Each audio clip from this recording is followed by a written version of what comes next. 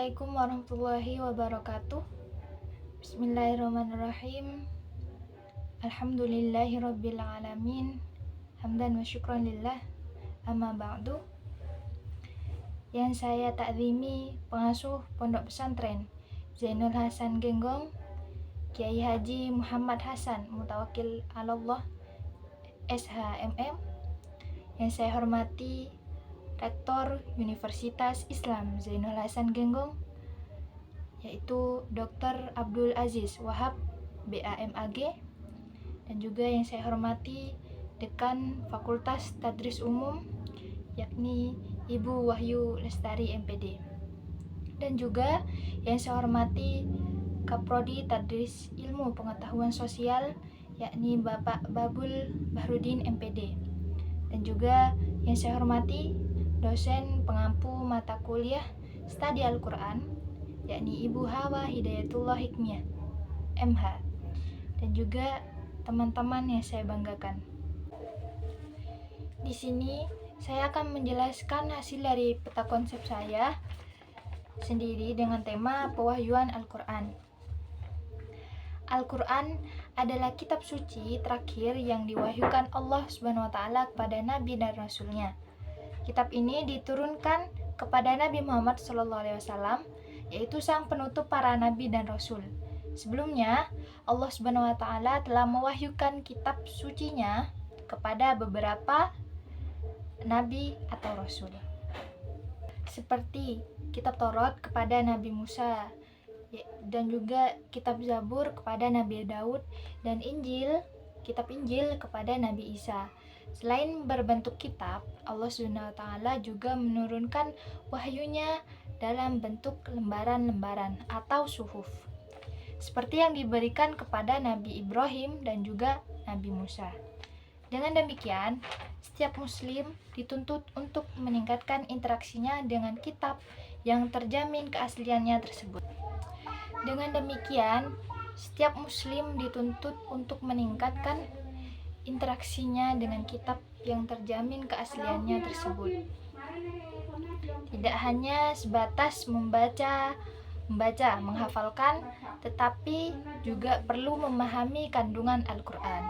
Maka dari itu, memahami tujuan inti pesan wahyu Al-Quran menjadi bagian penting bagi setiap muslim, khusus bagi muslim yang berkecimpung dalam pembelajaran dan pengajaran Al-Quran.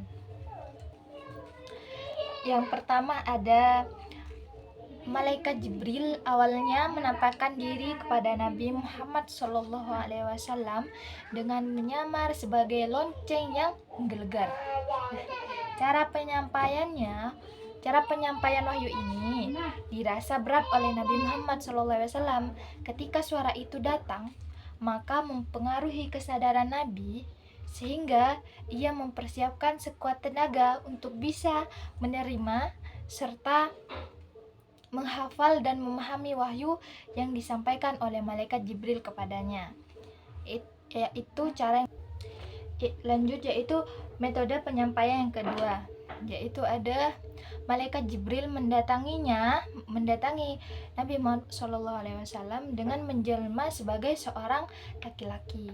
Nabi sangat senang ketika mendengar wahyu yang disampaikan oleh malaikat Jibril kepadanya. Kedua belah pihak tersebut, yaitu malaikat Jibril dan Nabi Muhammad SAW, ada yang berubah sehingga komunikasi dapat berjalan. Yang pertama itu, Nabi mengubah dirinya dari manusia menjadi malaikat untuk menerima wahyu dari malaikat.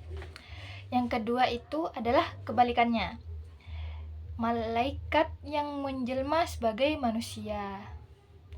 Nah, menurut Ibnu Khaldun, komunikasi antara kedua belah pihak terjadi sebagai akibat Nabi melepaskan kodrat fisik manusianya dan bergabung atau berhadapan dengan malaikat yang bersifat spiritual.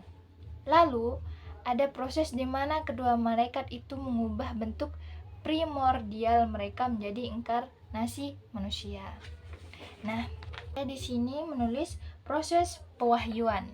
Nah, proses pewahyuan Al-Quran itu sendiri dimulai ketika Al-Quran yang berada di Lauhil Mahfudz diturunkan ke sama al-dunya dan kemudian diturunkan kepada Nabi Muhammad melalui perantara malaikat Jibril secara bertahap selama kurang lebih 23 tahun.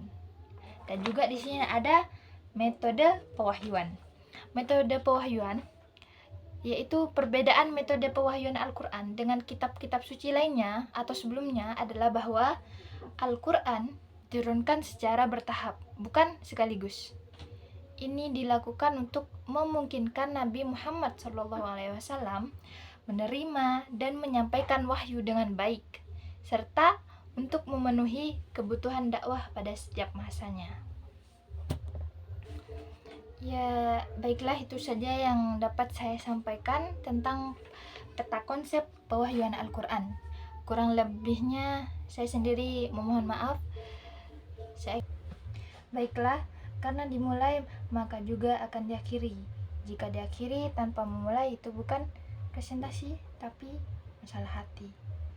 Maka nasi uduk campur ikan, paling enak minumnya Nutrisari. Terima kasih teman-teman sudah mendengarkan. Semoga bermanfaat di kemudian hari. Burung pelikan, burung cendrawasih, cukup sekian dan terima kasih. Assalamualaikum warahmatullahi wabarakatuh.